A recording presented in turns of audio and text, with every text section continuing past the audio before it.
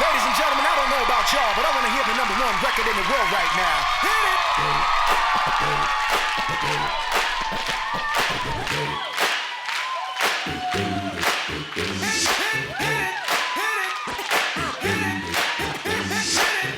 All right, everybody in the building, get out your seats. If you're at home, turn your TV sets up, because we are Uptown Funk.